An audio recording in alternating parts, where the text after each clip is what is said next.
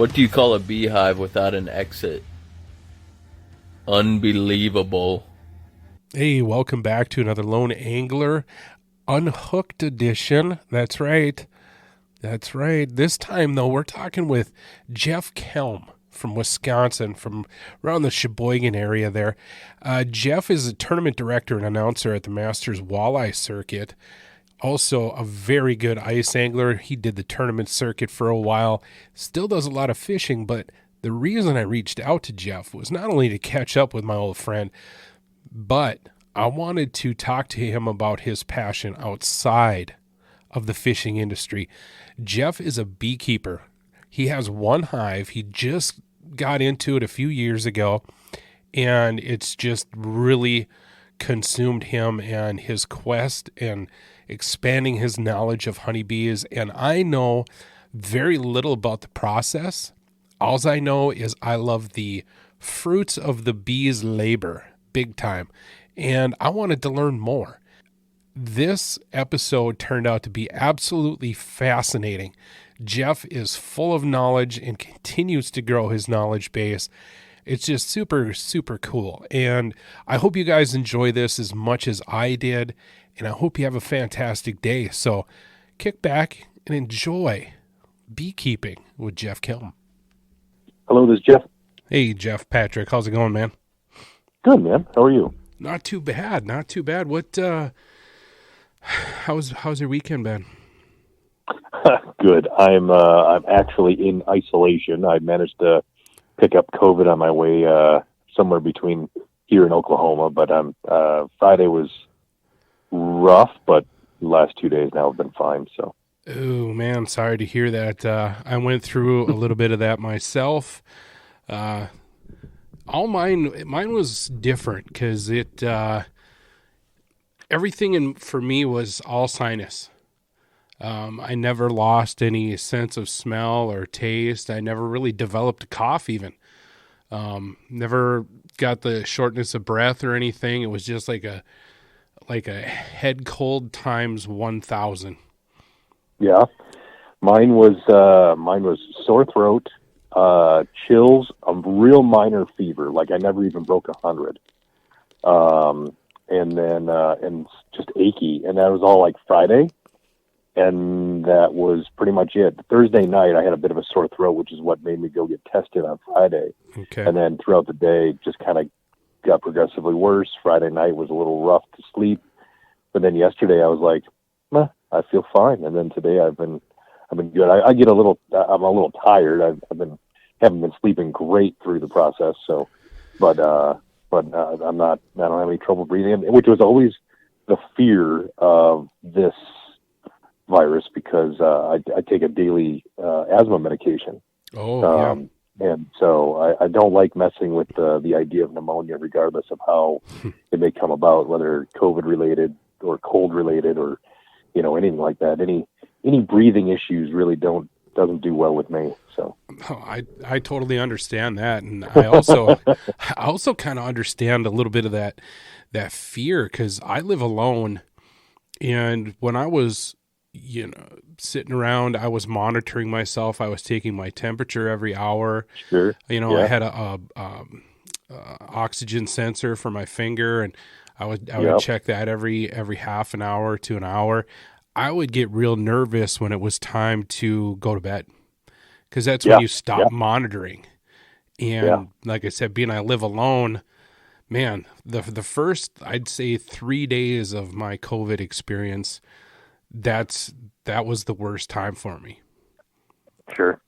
Just, that unknown. And I'd wake up, I would take a big deep breath. Okay, everything's cool there. And then I would make a beeline for the bathroom to take a big swig of mouthwash. Because I figured if I couldn't taste that, then I knew. Because that everything that I had was all sinus. You know how like when you have a head cold anyway, you really can't taste much. Sure. Yep. There's the little hints of flavor or taste in there. So that was my check to see if I could taste anything was mouthwash. Yeah. Yeah, no, I hear you. I've been today. I actually wasn't monitoring blood oxygen level till today. I probably should have seen what it may have happened, but I didn't really. Again, I don't have a cold or a cough. Like I never developed. Mm-hmm. I didn't even really develop like a runny nose. Just a little bit of little bit of congestion in the nose, but not even blow my nose once, twice throughout the day, and that's it. So Yeah. it's very strange. But the PCR test did say I tested positive, and which was pretty likely. I knew I was around somebody who had it. So Yeah. when I was in Oklahoma, so I figured it was going to happen, but. I had avoided it ever since the very beginning of the pandemic. So, Same here, and I'd be lying if I said there wasn't a small part of me that was kind of like, I lost. Yeah. You know what I mean? I was kind of hoping to not ever get it, because I had been exposed, I don't know, over a half a dozen times, like close contact stuff, and never contracted it, and. Sure. And then, so when I got the positive back, I was like, crap. I did, I lost this one. Right. Yep. Yeah, because I don't get sick very often. And my dead giveaway was a fever that had lasted like 2-3 days. Especially it would spike when I lay down to go to bed at night. It would climb up, 103, 104. And that's what really set things into motion for me. So sure. Yeah. Well, mine got to 99.9 was the highest it ever got, and then it kind of sat at 99.7 for a number of hours. And my wife finally convinced me to take some NyQuil type stuff just so I could kind of relax and get some sleep, and that really broke the fever and never came back. Yeah. So. That's NyQuil is some amazing stuff. Yeah, whatever's in that helped a lot. Yeah. I always joke around that NyQuil is the stuff that Jägermeister can't sell. Because the green stuff almost tastes like Jägermeister, and it has about the same effects. You're like, yeah, I feel fine. Oh, I think I need to take a nap. And 14 hours later, you wake up. Right. Yep, that's right. That's right. Yeah. Enough about COVID. So I wanted to talk to you. This is the UnHooked series. And Unhooked is I talk to guys in the fishing industry, not so much about fishing, because I know there's other things that people are into. And I came up with this Unhooked series because I myself, besides fishing, have a lot of interests outside of that. A lot of passions and hobbies, and just I want to know more about things. And I usually end up talking to Dale Luganbill because he's an interesting guy. He's into a little bit of everything, and we usually end up talking about deep outer space theory and stuff like that, which is fascinating. But I saw a post on your Facebook, and it was a thermal image of your beehives, and I remember early on, well, this was years ago, that you had kind of started a hobby farm. Am I remembering this right? Yep. Okay. And then I was like, beef. And then I remember reading something about you doing something with bees, that I saw that thermal image, and I thought, you know what, I'm going to get Jeff on here and let's talk about bees and how you got to where you got. And I don't know much about it other than I like their poop, and it goes good on buttered toast. That's always the joke. You like their spit. You don't like their poop. You like their spit. Their spit, yes. Yep. And I know that they're super, super important to the environment, but I want to know how you got into, beekeeping. Yeah, well, I appreciate you calling and touching base with anglers that do have the interest outside of angling. Really, when you look at a person, they're made up of so many different parts, right? And some of what they take from different parts of life will create the type of angler that they are, what they concentrate on, what they think about, things like that. And for me, I have drawn a lot of experience in just, if I'm going to do something, I better be all in. And I've taken that in the angling side of things, and have had, incredible adventures doing that. But I've also done that outside of angling. And, so my wife and I, back in 2014, bought 5 acres outside of Wisconsin Rapids, Wisconsin. And it's mostly woods. And in fact, we're trying to grow more of the woods and have a little less of the grass. The woman that had the house before us cut about 1.5 acres of grass, and that was the last thing I ever wanted to do.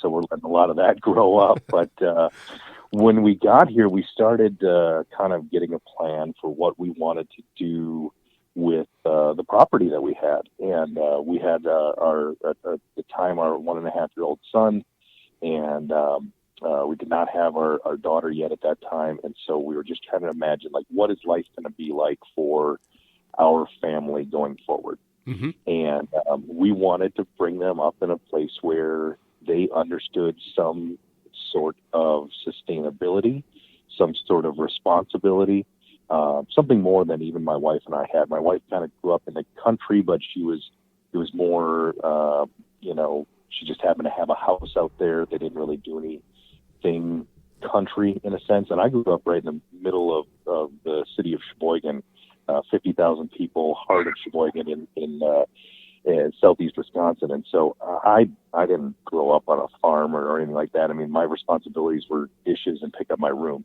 Right. And so we wanted some different experiences for our kids too. And so we bought the property, and we started planning things out. And the number one thing we wanted was chickens. My wife and I had talked about that even before we had moved, that we need to have chickens. And so we explored what it would take to get them. And what we ended up doing before we got the chickens is we moved a building from our family farm, which is my extended family's farm in south central Wisconsin, in Montello, to our house to become a chicken coop. And so that was kind of a start of like, all right, we are doing something here. This is bigger than just like, throwing a couple pieces of fence here in a cardboard box, and this is what you're going to live in. This is like, okay, we're going to renovate an entire building to turn it into a chicken coop. First, we're going to move an entire building across the state, and then, turn it into a chicken coop. And so we did that. We ended up picking up, I think it was like 20 or 25 chickens at first, and we've maintained those laying hens over the years. We've butchered some of the older hens and gained new ones, and it's been kind of fun. Each year the kids help us pick out what chickens they want to get, and then they kind of help raise them. Our son goes and collects eggs every day. I have an automatic door that opens and closes on its own. I never have to go out there for that. I have a watering system that's a recirculation heated system I built, so that I never have to go out there and worry about frozen water. They have fresh. In fact, it's almost like warm tea for them every day, even in the heart of winter. And then they're constant food source as well. So the chickens, it's one of those things. Again, we got into it. I'm like, well, there was 2 reasons for kind of going like all in. And number one is that's just kind of the person I am. And number 2, I liked to, when we first moved here, I was still doing fishing tournaments, mm-hmm. and still did some traveling for that, and traveled for hunting and things like that. Well, this stuff kind of needed to take care of itself, because I wasn't going to burden my wife with just more stuff to do. Here you can take care of the kids, and everything else in the house too.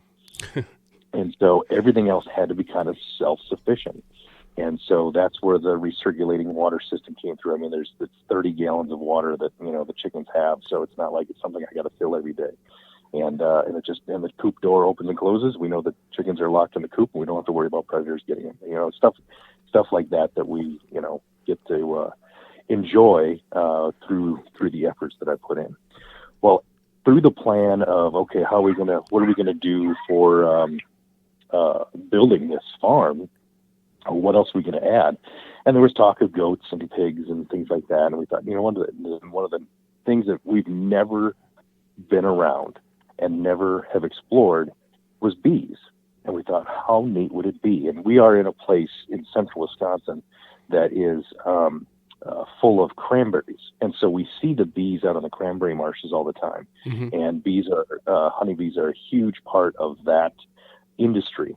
The cranberry growers will bring bees in for approximately a month or so each year from other apiaries to specifically pollinate the cranberries so that they've got berries. And they'll place 4 to 8 hives at just about every 2 or 3 cranberry beds. And it seems to work very well for them. So that was always kind of neat to see. And so we do have a number of apiaries around the area, and I thought, that would be kind of neat just to do on a small scale, take care of, our family and have some honey and just kind of learn something, because it was something completely new for me. Chickens were new for me too, but this was like way beyond taking care of a chicken. And so we started going through the planning, and I met with a couple of beekeepers from the area, met with a beekeeper that I didn't know he was a beekeeper when I went to church as a young boy with him. But back in the Sheboygan area, he was the president of the Sheboygan Beekeepers Association there, and I met with him and was talking with him about bees. And it became, as I started talking more and more, I was like, man, I really want to do this. Like, this sounds like wicked cool. And learning more and more about like what the bee life is was probably the coolest thing for me. And that the beekeeper, we as beekeepers are really just, we just get to view everything from the outside, and all we're doing is just providing them a space to do everything they need. They do it all.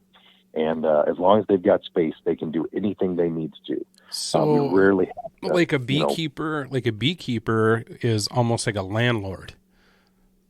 Yeah, that's really what we are. Yeah, I mean, that's totally what we are. We are providing them a place to live and grow, but they're the ones that bring their own food in and things like that. And about the only thing that we would do is that food can be scarce. So if it's a year of drought or whatever it may be, we do need to sometimes supplement some food.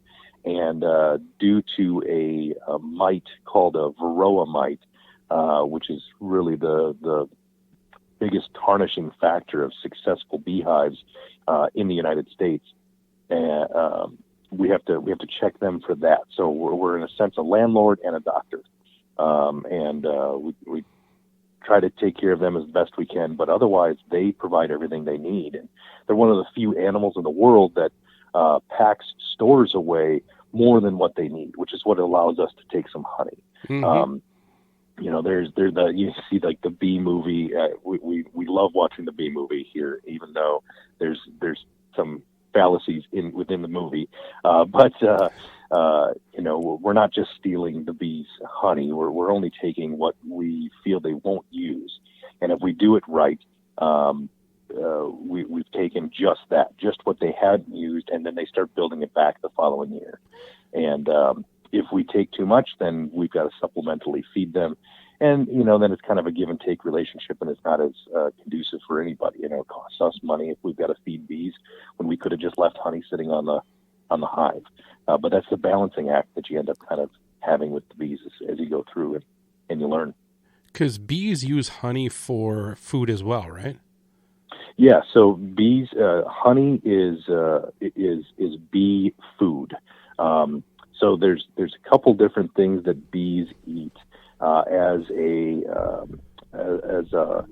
young bee when it is hatched from the egg. In the larval stage, it's eating a mix of honey, pollen, jelly sort of mixture that they will eat. Queen bees, as the hive will raise their own queens, will feed the queens called royal jelly. And that is a very specific makeup that they only feed to one bee that the hive has chosen to be the next queen. Wow. To single out, when you look at the hive, has 30,000 bees in it. The current queen is laying thousands of eggs a day, and the bees themselves, the queen does not. The workers single out a single egg and say, that's going to be our next queen, and start feeding it a very specific makeup of carbohydrates and things like that they create within the pollen and nectar being brought into the hive to turn it in what's called a royal jelly, and turn that bee from what was going to just be a worker bee to a queen bee. Wow, that is fascinating. Yeah, it's crazy. Like how, and you really can't get into the mind of a bee colony to ask that question of what criteria are you choosing for your next queen? Right. Right. That's just that's an unlock. I don't know. That's probably still a mystery as to how they go about doing that. Yeah. So there's certainly some beekeepers that have found how to manipulate some conditions that they can make the bees make more than one queen, or think they're making more than one queen, when really what the beekeepers are doing is what's called queen rearing. So like if you have managed hives, a queen will have a lifespan of only so long, about 3 years or so. She certainly will live longer than any of her daughters, but she only has a certain lifespan. And so if you have a managed hive, let's say you're doing this for a living, you're actually replacing her. Some replace them every year. Most replace them every 1.5 to 2 years. And so you need somebody to provide queens for you. And so there are beekeepers that simply have a process where they do queen rearing. So they essentially tricked the hive thinking it doesn't have a queen. So let's start making these queen cells, raising these queens. And then they have these new queens to be able to sell to beekeepers to keep hives in peak performance, in the sense of egg laying and bee production and things of that nature. Interesting, because with the intricacies of all that, I was sitting here thinking, okay, if you just throw in a different queen or a new queen into this hive, is there any sort of like apprehension or caution of rejection of the queen, or does that simply? All the time. Oh, really? All the time. Yep. So first and foremost, you have to kill the old queen. You can't put two queens in there, or they will kill each other. Generally speaking, the older queen will win. Even though she may be on her last legs, laying wise, she's probably stronger. Wow. She's almost definitely larger. And the pheromone that she puts off is the strongest in the hive because it's been all over the hive for years. So, okay. Apologize if you hear my dog. No. But it's all good. But so yeah, the pheromone that's there is the strongest. So if a new queen is introduced, the hive can get a little crazy, and so you need to kill the old queen, and that way the bees are immediately looking for a new queen. If they hadn't already started to make one, if they weren't expecting to lose the queen that they have, you can introduce a new queen at that time. Her pheromones will be strong enough, so they will start to rally around her, and generally they will try to keep her. What you actually do is you put her in a little cage with a marshmallow that as a plug, and it'll take the worker bees a few days, maybe 2-3 days, to get through that marshmallow. And in that time, her pheromones have filled the hive, and the bees have come around to saying, okay, this is our new queen now. When we get her out of there, we'll start tending her. We'll start, feeding her, making sure she's, able to really be our queen. Now, there are times where that doesn't work, where when they finally get through, they just automatically kill her. But it's a pretty stable process once you have figured out how to re-queen a hive like that. Wow. And well, and that's where I was thinking, because I've heard of, the pheromones and stuff like that, and those are fairly specific to each individual queen. Like, it's just not one standard pheromone, right? Right. It's an individual pheromone. Each queen will have their own pheromone that the bees can detect, and the hives do themselves as well. Bees use sight to determine their proximity of where their hive is, but they'll use pheromones to determine the exact entrance of their hive. Wow. Which is why if you were to get close enough to a beehive, or you watch videos of beehives, you'll see some bees outside of the hive on days that there are bees collecting nectar and pollen that are actually just buzzing. They're simply just fanning the pheromones, and those bees, it's basically like a landing strip for those bees to come in and go, oh yeah, this is my home. And so you could have 100 beehives all in the same area, but that one bee goes, okay, I'm on this part of this area, this hive now. Here's my hive. Wow. In fact, those pheromones are so strong that if you were to move the beehive a foot, 1 foot over, the bees will be so confused they may not ever come back to the hive. Really? Yes. The old adage is you don't move your hive any more than 3 inches a day, or more than 2 miles a day. Sorry, don't move it any more than 3 inches a day, or if you have to, you need to move it more than 2 miles a day. Oh, really? Because what'll happen is the bees that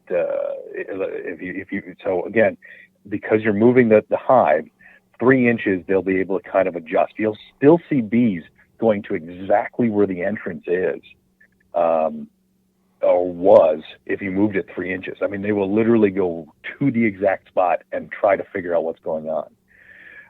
It's the craziest thing. When I have moved hives, either accidentally, I bump something or whatnot, it's crazy. Or when I make the hive entrance smaller. There's certain times of the year you make it smaller or larger. And so they may have had 11 inches of clearance to be able to enter their hive, and I just made it 3 inches. They get very confused why they can't get through, the other 8 inches of their hive.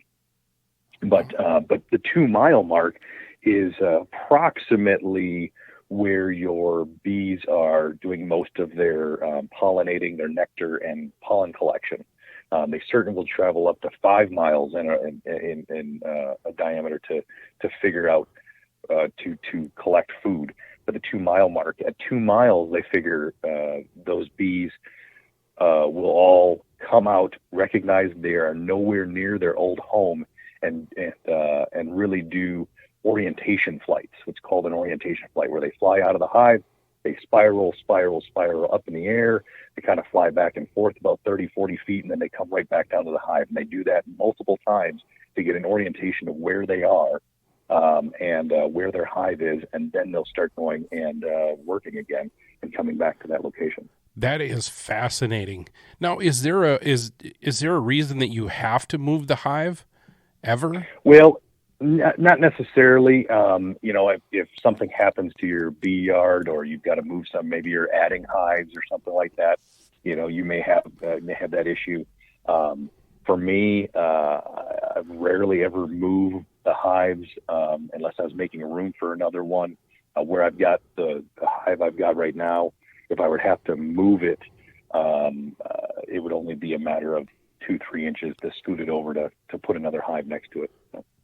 Okay. Now, do those hives have to be a certain distance apart, or can they be just touching each other? Nope. Or anything? They can be touching each other. It doesn't. That doesn't matter.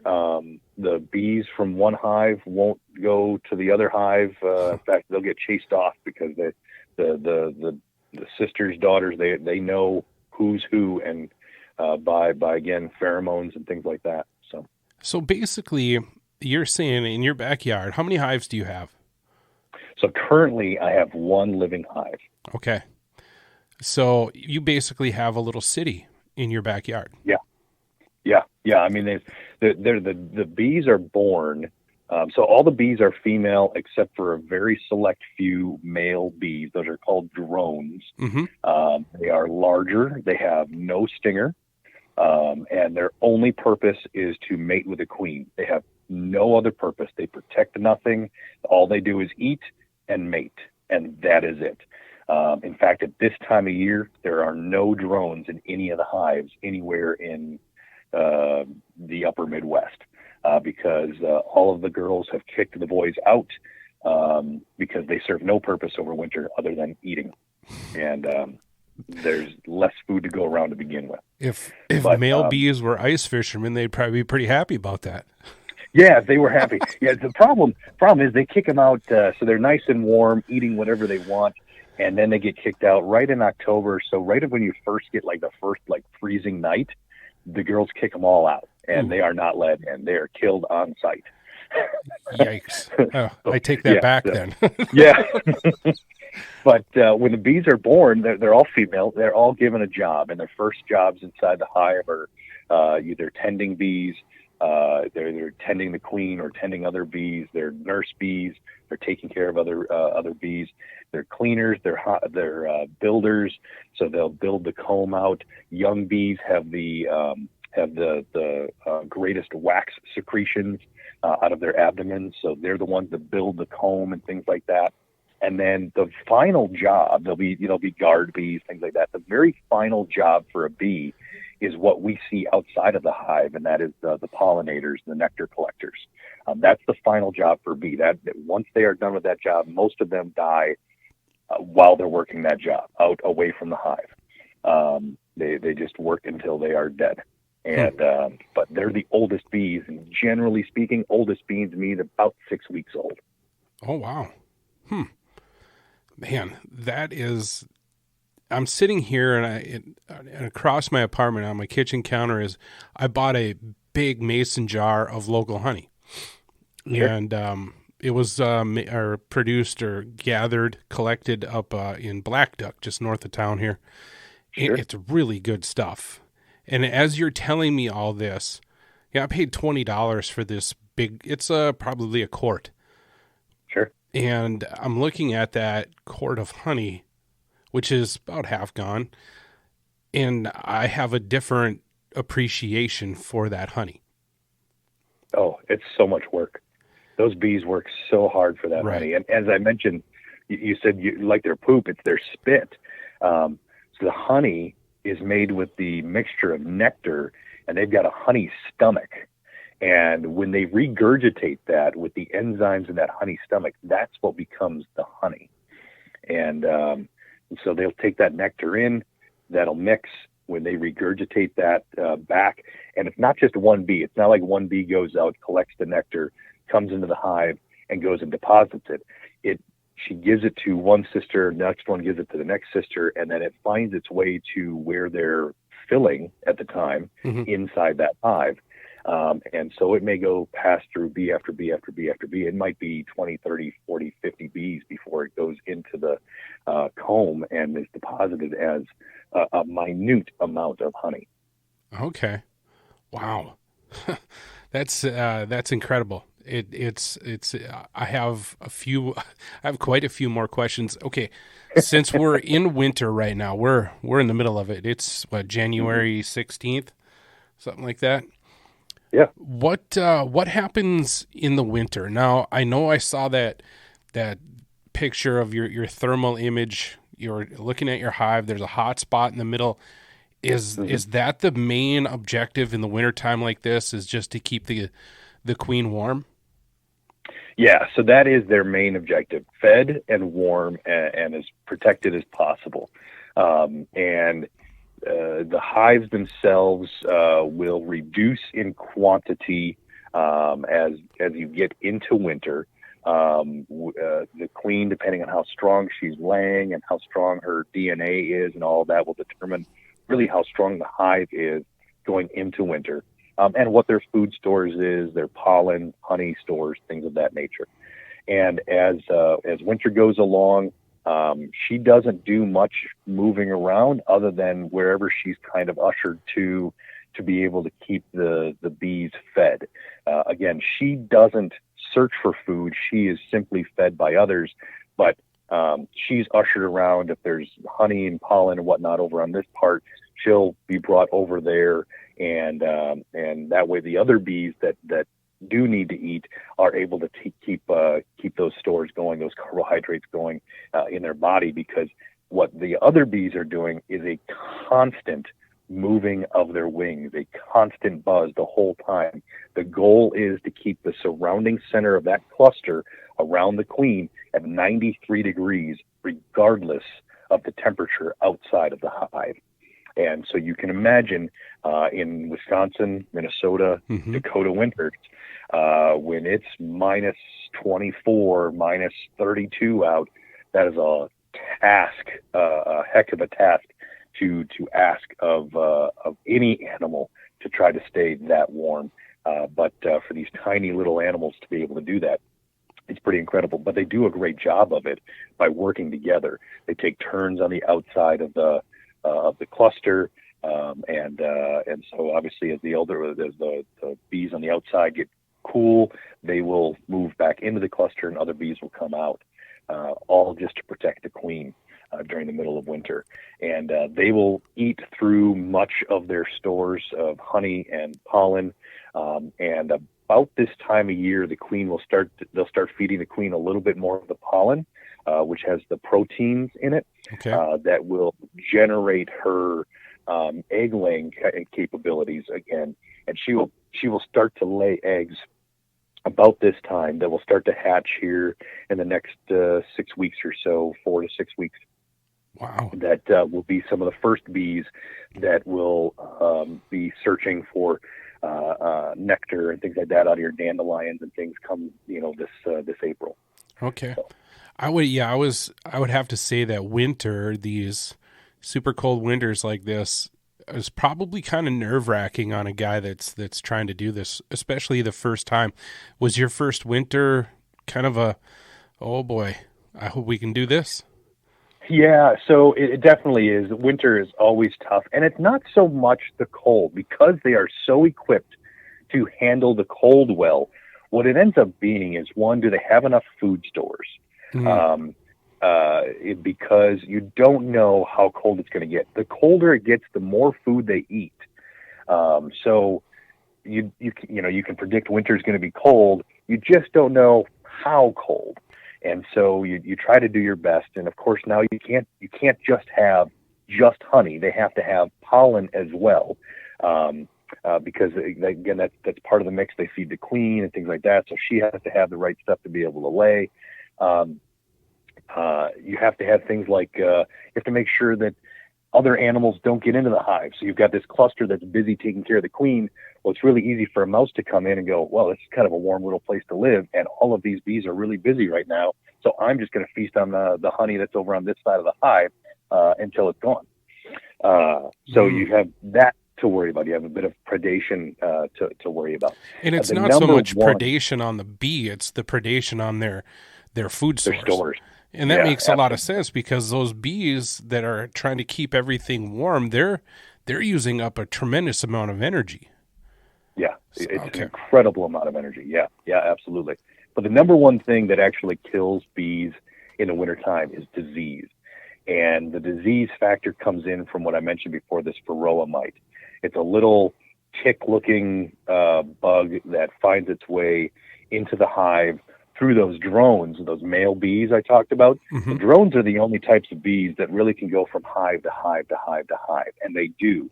They'll fly from one hive to another using the pheromones of the queen, and they just eat. And they're allowed to in the summertime, because that is how a queen gets mated. So the girls in the hive tend to let them be, because the drones have a purpose in the middle of summer. But those drones are so big and they're stingless. They're really easy to bring drifters in on varroa mites. And once varroa mites get into a hive, they multiply very quickly. They'll drop off the drones and into the uncapped cells of the eggs, and they'll just hang out there until the larva hatches, and then they will affix themselves on the larva. They will grow, lay eggs, and it will start this process of varroa mites growing inside your hives. And the varroa mites, the bees do an okay job taking care of varroa mites during the summertime most of the time. They literally will clean them off their sisters' backs. But come fall, when they already are decreasing the population, the varroa mite count is at its very highest because it's had lots of other bees to feed on all summer long. It becomes very detrimental to a hive. In fact, it could kill a hive before you even get to winter, which is what I've experienced most of my winters, is that the hives die before we even get to the cold weather. So it's always a blessing when I can walk out there right now and look and see, hey, I still have living bees. But now you worry about the disease load. So if you don't have a huge mite count, you get them into winter. Now, if there's just some mites in there, maybe they survive the diseases that the varroa mites bring along with them. And if the genes are good, this is like the particular colony that I've got right now is a natural colony of bees that didn't come from another bee farm. This queen was born in a tree somewhere, and so her genes are probably really, really strong to live in these winters, to deal with the conditions. And you just cross your fingers at that point that she's going to be good enough to be able to, have a real healthy set of daughters to, keep her through the winter. Wow. Is there a way to, like, where do these mites come from? And is there a way to like I'm not a big fan of using, pesticides or anything that would kill the mites, because there's always a chance of, well, it kills those and it also does this. So is there any way to prevent that, or do you know where those mites come from? Yeah. So the mites came over from Southeast Asia. Honeybees in that area have learned to deal with them over the course of many, many years, decades, centuries, really, to be honest. Bees here in North America, the honeybees in North America, are not native. Honeybees are not native to North America. But we naturalized them into our world many, centuries ago. And but the mites came over, which I believe is like early 80s or late 80s. And somehow they got into, colonies that were brought over from somewhere, or something brought them over, and they multiplied rapidly within the entire population of honeybees across the entire United States. If you have honeybees near you, they have varroa mites, guaranteed. It's just a matter of how many they have. No hive in the U.S. is free of varroa mites. None. Oh, wow. But some have a lower mite load than others. And yes, there is stuff that kills a varroa mite. Oxalic acid, so what you find in like spinach, rhubarb leaves, things like that. Okay. Does kill mites. It is an organic treatment to kill mites.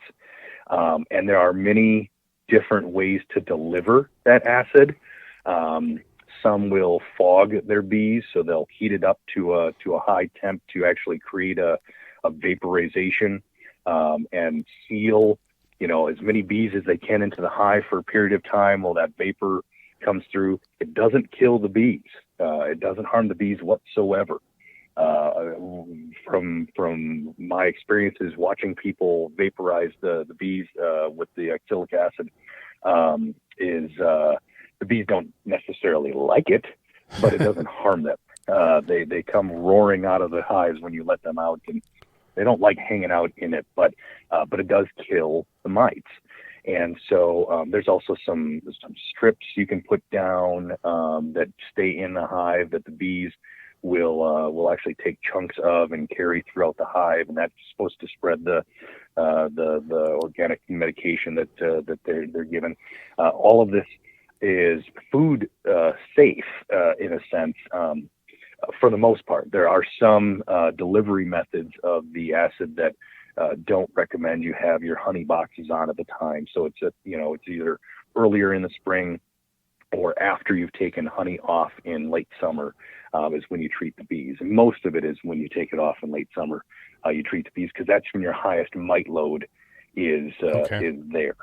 And so you want to try to kill as many of them as possible without having to try to do it over and over and over and over again. You want to try to get it done all in one shot and then get your bees set ready to go for the winter time.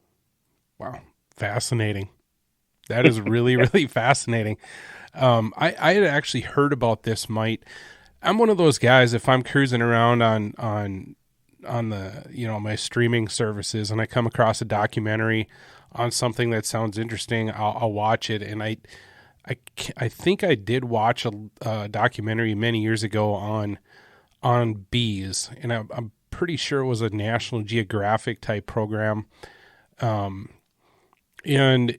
yeah, that's, I've always thought that beavers were, the hardest working, most smart creatures on the planet. And I'm starting to think that they might have a roommate up there on top, because of what you just told me here now is fascinating. Like I said, it sounds like a hive is a little city unto itself. I mean, it's pretty fascinating stuff. Now, I do have another question. I've heard this before, and you mentioned it earlier about a stinger. Do honeybees sting? Yeah, so female honeybees, other than the queen and drones, have stingers. Yes. Okay. Because I hear people all the time, I got stung by a bee. And I would be willing to bet that 98% of those I got stung by a bees was actually a hornet or a wasp. Yes, or a wasp. Yep. Or a wasp. Yep, I would agree to that 100%. Yes. Because they're a little less temperamental than a honeybee, from what I've heard about. Yeah. I could only, and I always say, hornets don't make honey, and if they did, it would probably taste like hot sauce. It's true. It's absolutely true. So you're absolutely right. Most people, when they get stung, I mean, there's always exceptions. Some people maybe have a really large population of carpenter bees or bumblebees or something like that in their area, and so they typically get stung by them. Who knows? But most of the time, people are stung by a rogue wasp or yellow jacket, hornet, things like that.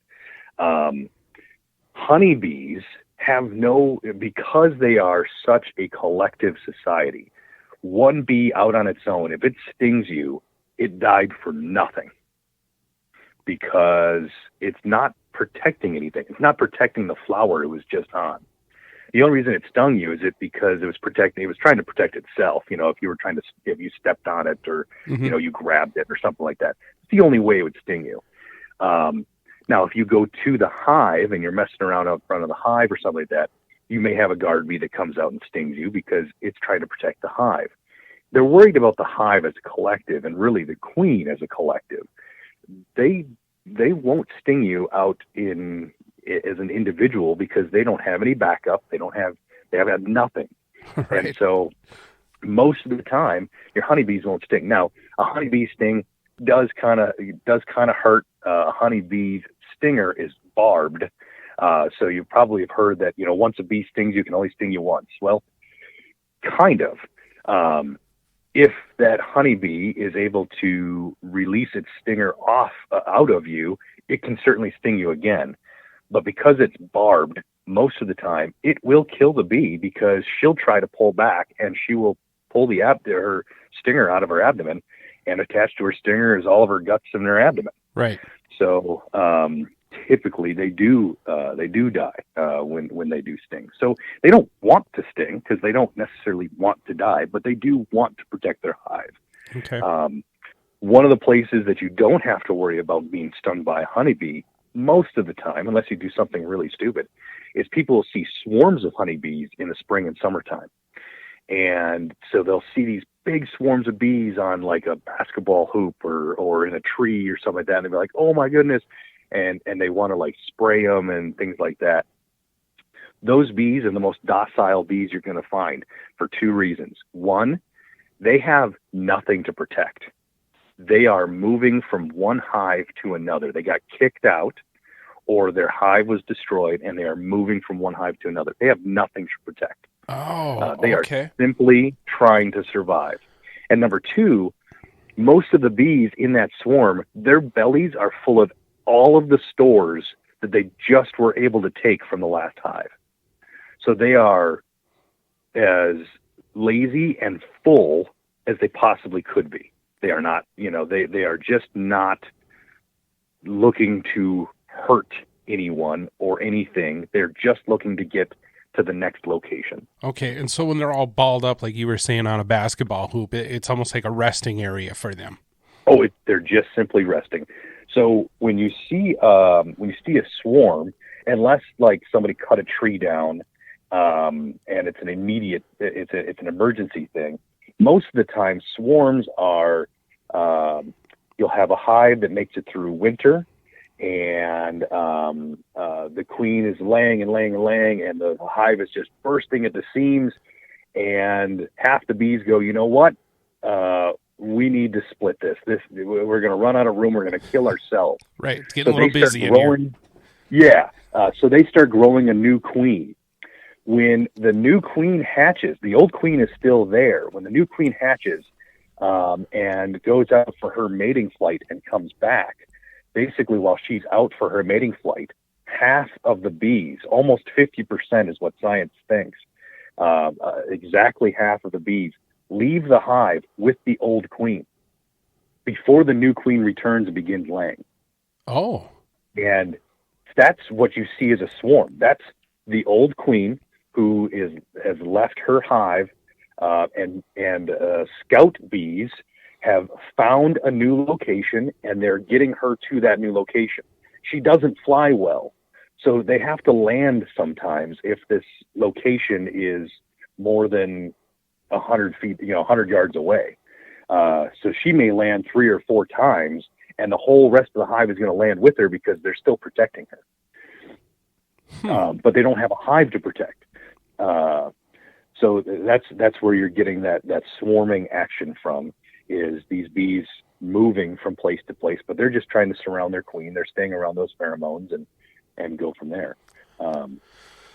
When you see the silly demonstrations of like the beard of bees. I was going to ask you about that.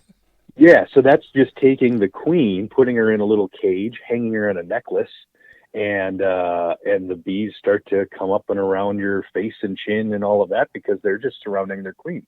They're pretty docile at that point because, again, they're not protecting the hive. They're just protecting the queen. They want to be around the queen. They want to take care of her. They don't know anything's happening to her. She's not letting out a pheromone of I'm in danger or anything like that. Mm-hmm. So they're not necessarily going to sting anybody, but they want to be near her. That's where they're going. That's how you train. If you find a swarm, you can get them into a box by finding the queen, putting her in the box, and the rest of the bees will just come along with it. Now, is the queen fairly identifiable to the naked eye? Like you said, you said she's a larger. Yeah, her abdomen is larger than everybody else, and she has a larger thorax. So basically, the center section of if we all remember, biology class, you have the abdomen, the thorax, you have the head, and so her thorax is larger. So and it's usually, I guess you call it shiny.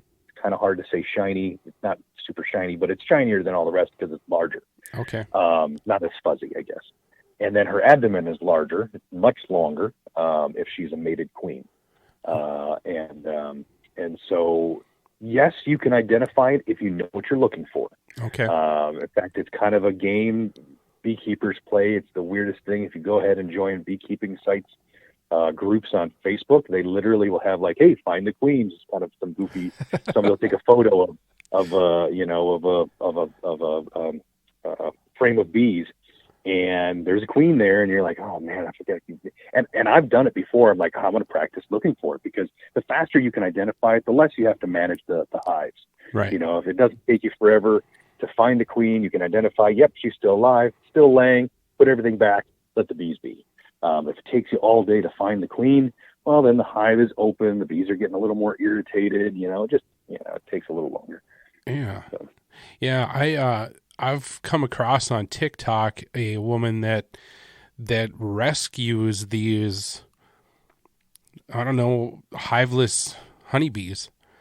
And it was a random, like, for you, and I watched it, and then I went to her channel, and yeah, that's what she does. She gets phone calls, and she comes and identifies, makes sure they're bees, they're honeybees, and they're not hornets or wasps. And then, and it's really cool because she doesn't have a bunch of protective gear or anything like that, and she's able to find the queen and gather these things up, and she's literally gently just scooping and putting them in this container. And yeah, it's pretty fascinating. Yeah, I know exactly who you're talking about. I've watched some of her videos before too, and that's what it is. I mean, you find a queen, the rest of the bees will follow. Now, if you can, kind of scoop them up and kind of help the process along, doesn't take so long to get all the bees in, great. But yeah, they'll, if you can identify where the queen is at, you can make all those bees go wherever you want. Unreal. And people that there's lots of people that will come and find swarms. Bees are not necessarily cheap to purchase. When you purchase, you can purchase a package of bees, and 2 or 3 pound package of bees, and you're literally purchasing, 3 pounds of bees. Well, that's only about 10,000 bees or so. It's still a lot of bees. It could be a little bit more. It does seem like a lot of bees, but when you've got a full hive of bees, you might have 70,000 bees. It's a big, strong hive.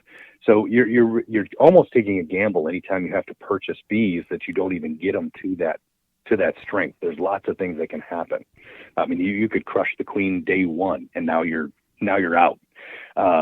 But there's lots of people that will come and grab a swarm. If you see a swarm, don't spray it. Don't be afraid of it. Call or get online and find your local beekeeping association. Send them a message. Every beekeeping association in the country will have somebody that's a part of that association that's willing to come and get that swarm. Now, if you've got one like in the wall of your camper or in the wall of your house, there's fewer people that are as dedicated to take apart your ceiling or wall to do that, right. But they're still out there. The last thing you want to do is call an exterminator. And fortunately, over the course of the last number of years, the exterminators themselves have become much better at going, these are honeybees. Oh. We want them out of your house, but let's bring in somebody that can get the bees out, and then I'll work with you to get the rest of everything else cleaned up. That's awesome. Because really what ends up happening is if you got them in the wall of your home, you get the bees out. Well, you know what's going to come and follow up on that? You're going to have mice and rats and other bugs. So they're going to work with you to get the rest of that stuff out as an exterminator. But they'd rather not kill a bunch of honeybees if they don't have to. They've gotten better about it. Some don't care. That's why I would say, please reach out to a beekeeping association, even if you just put it up on Facebook or wherever, or Instagram, and say, hey, does anybody know? Please do that first. And everybody can help identify to make sure they actually are honeybees. Like you mentioned before, her TikTok, I'm sure she gets plenty of calls of, I've got bees. And she's like, take a picture for me. And they go, okay, send it. Those aren't bees. That's a hornet's nest, and I don't do that. You can call an exterminator. Right, right.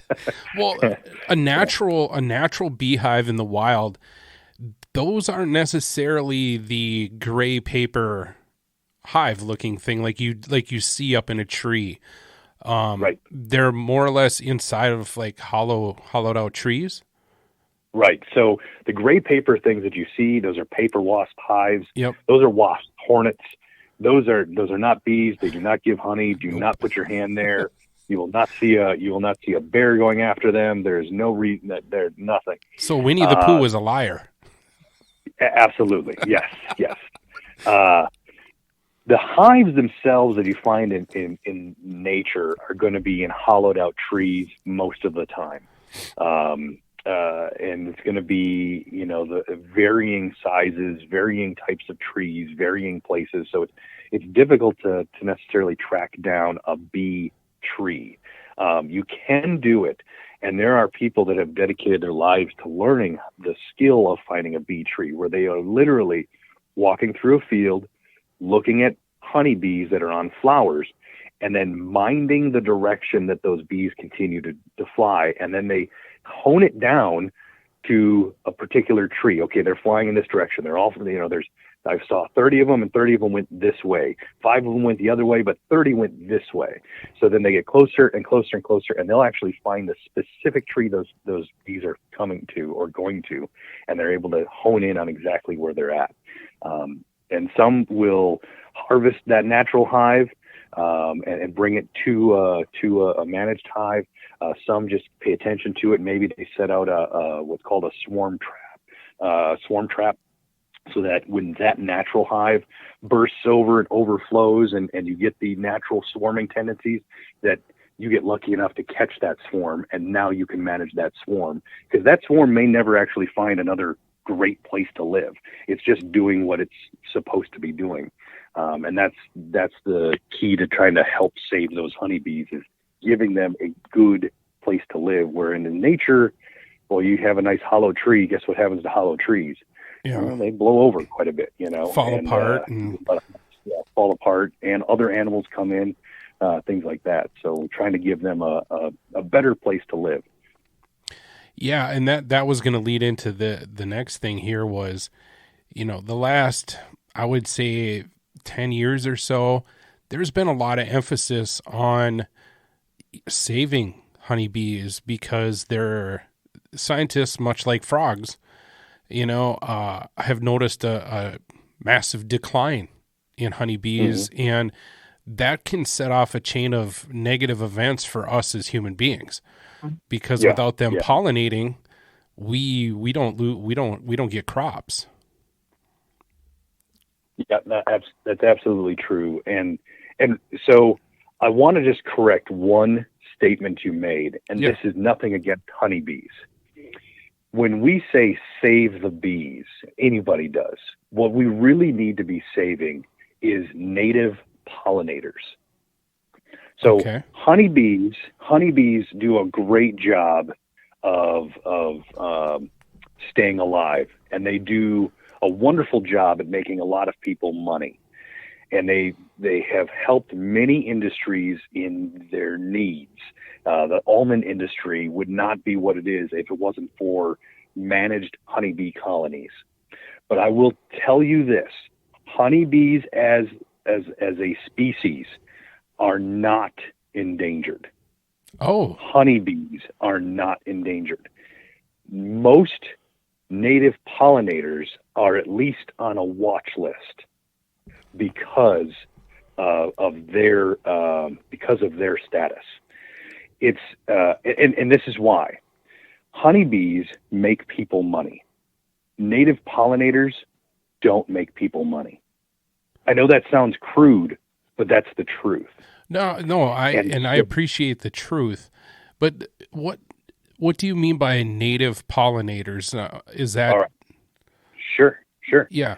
So when you explore a bed of flowers or wild native plants, and you examine the different bees and flies and pollinators that visit those, I assure you that they are touched and pollinated by far more than just honeybees. In fact, I guarantee it's 100% proven. Honeybees, if you had to rank their pollination skill set, are really upper middle of the road as far as good at pollinating. Whereas many other native pollinators, so you've got things like mason bees, which are much better pollinator than a honeybee. You have lots of other smaller bees, solitary bees, whether it be squash bees or some of the other, I can't think of the names now. There's 2 other bees here in Wisconsin that we watch out for quite a bit, but even bumblebees or general bumblebees and things like that are all good pollinators. Honeybees, the reason why they're not as good at pollinators as some is because honeybees hone in on one particular type of flower at one time. Mm-hmm. And they will not just go from, I'll go over here and I'll go over here and I'll go over here. They will literally hone in on this and this and this and this and this one. And they will, they don't hit things quite as happenstance and pollinate quite as well as some of the other bees do. But native pollinators have taken such a hit over the course of time due to us, human interaction, right? It doesn't matter if it's agricultural practices or us expanding, our living situations, Mm-hmm. us using pesticides and herbicides at a much greater level than we ever have before. All of that has changed with the native pollinators, things that were here long before honeybees ever came to North America. Things that were pollinating all of the plants that we have here natively, native plants, were all pollinated by things that were not honeybees until we brought honeybees Right. here. And so many of those native pollinators are in danger of leaving us, unfortunately. And some of them science hasn't even discovered across the world. I mean, we don't know about everything that pollinates everything, right? So it's really important that we care about that. It's not just the honeybees. The honeybees, though, are a great marketing tool for us to catch people's attention. Because Gotcha. everybody loves the honeybee because everybody loves honey. Right. So it's absolutely phenomenal that we can all say save the bees. We certainly want to save the bees, but nobody should be as concerned about honeybees as other native pollinators. And if anybody wants to look that stuff up, they can go to any of the honeybee websites. They've got links to the native pollinators and stuff like that because they all work together. Honeybees will not be able to pollinate everything. We Right. need the native pollinators in this world to pollinate things. But honeybees are very good at, helping things like the almond field, the cranberries, things of that nature. Okay. That makes a lot of sense. Let's talk about one last thing, and that is the fruits of the labor, the honey in itself. My jar it's good, but it's starting to crystallize. Now, I've heard that when I mean crystallize, it gets like sugary, like granular. Now, I've heard that if that happens, that means that your honey was cut with a little bit of water. Is there any truth to that? No, almost the exact opposite. Okay. Yeah, no. So crystallized honey is generally a good thing, to be honest. If you're watching honey that if it crystallizes, that's a good thing. So honey, when it's harvested, should be at a certain percentage of moisture. Should be somewhere between 97-99% water free. Okay, it should be mostly just honey. That's what gives it kind of that thicker texture. Well, if you're going to take out most of the water, it's not going to take long for it to solidify. All right. Mm-hmm. The bees do that when they are in the hive and throughout the summer as they're collecting nectar. They are taking that honey out of their honey stomachs, inputting it into the comb, and then one of the bees' jobs, or multiple of bees' jobs, are to basically fan that honey, fan the moisture out of that honey so that it is the consistency that they need. And they do it because honey can spoil if it's too wet. They can't cap it. They can't put the wax capping over the comb until it's at the right moisture, or it will mold and spoil inside the hive, and they don't want that. So the bees are smart enough to know exactly what the moisture rate needs to be before they cap it. Wow. Isn't that crazy? That is, my mind is blown. Like, Yeah. and they have no instruments to, No instrument. yeah, No. let's check the moisture of this honey. They just, okay. Wow. Yep. And so when you pull out frames of out of the hive in late summer, and you see that it's what you want is about 70% capped honey on each frame. That will get you the moisture content that you need, that your honey won't spoil when you jar it, or won't turn into mead, won't turn into, won't ferment on you. And so you're watching, and you might find a frame or two, or maybe you might have a whole hive where wherever they're picking up the nectar, or maybe the amount of bees wasn't high enough in the hive to actually work on that honey very well. And so you don't have a whole lot of capped honey. You might not be able to harvest that.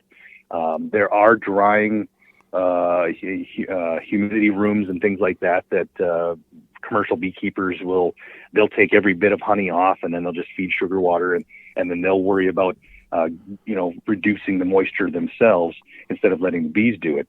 But on the scale that we're at, we got to let the bees handle that themselves. So you got to have a certain level of capped honey, because then the moisture content is correct. You're not going to get fermentation when you bottle it and sell it or give it to somebody, and they're not going to get sick from it or anything like that. But the bees know that before they cap it. So, Wow. Here, I thought maybe I got, because I had heard that, if it starts to crystallize, it's been cut with water. And I noticed that this was starting to get a little clumpy. It tastes great, and it's far better than the corn syrup honey that you can find often at the grocery store. When you're looking up on the shelf and you see one bottle of honey is, $9 for 10 ounces, and you look over at the other one and it's $2 for, a pound of it. You flip it over and you're going to see corn syrup listed as one of your first ingredients. Right. Okay. So that dispels a myth that I had heard. The other thing I'd heard, I'd read somewhere, this was a long time ago, that they found honey that was thousands of years old in some Mayan temple in South America, and it was perfectly good to eat. Yep. It's crystallized. I guarantee it was crystallized, but absolutely you could eat it. Huh. Honey never spoils if the moisture content is correct. Never. It will last indefinitely. All right. What does spoiled honey, what is it? I mean, does it actually get mold on it, or does it smell? So it can. It can get mold on the top. It'll ferment. It will have a wine-ish smell and flavor to it. Mead is a wine made of honey. So if you do some research on mead, that's actually a wine made of honey. It's actually fermented honey. Some people, if they make an oops and find that their honey is starting to ferment, some people turn it into mead. Okay. It was a drink of kings back in the day. Oh, I've heard the term before. A matter of fact, I'm a big Lord of the Rings fan, and yes, that's thrown around a lot in those books too. Yeah. So yeah, that's where that comes from. It comes from honey, fermented honey. So yeah, but most of your bottled honey and any commercial beekeeper that you're going to buy honey from, you don't have to worry about that stuff. Awesome. That is, they have taken the priority of safety with utmost adherence to all of the USDA guidelines and things of that nature. Awesome. Wow. You know what, Jeff, is super fascinating. I have learned a ton, and I really appreciate you taking the time to talk to me about this. I know when I first, met you, you were tournament ice angler. It was all bluegills and stuff. And are you still doing a little bit of that here and there, or have you kind of? Yeah. Not so much the tournaments anymore. I'm the tournament director for the Masters Walleye Circuit. So I travel around all summer long. I don't do much in the wintertime. Actually scheduled to do a tournament here this next weekend. We'll see if kick this COVID stuff and it doesn't run rampant through the rest of the family. I'll still be able to go do a tournament. It was the first tournament in a number of years that I've done. So we'll see. But it's not where my concentration is anymore. I've done a lot of local fishing, taking a lot of people out from around my area out fishing and teaching them how to learn lakes and things like that. So that's awesome. It's been a lot of fun to just kind of be home. That's awesome. Well, and like I said, I really enjoy talking to anglers about stuff outside of that angling persona that they're known for. And it's just, I find it fascinating, and your interest and your passion for beekeeping is incredible. It's in going way back to the beginning of this, when you first started, you reached out, and that's what I always find really fascinating. You want to get into something new and you start asking around, and then you realize, man, I've known some of these people forever, and I had no idea that they contained this amount of knowledge on something that I'm now interested in doing. And I always found that process really, really, really neat. And I'm just trying to show people, like, hey, it's okay to have other interests and be passionate about other things. Yeah.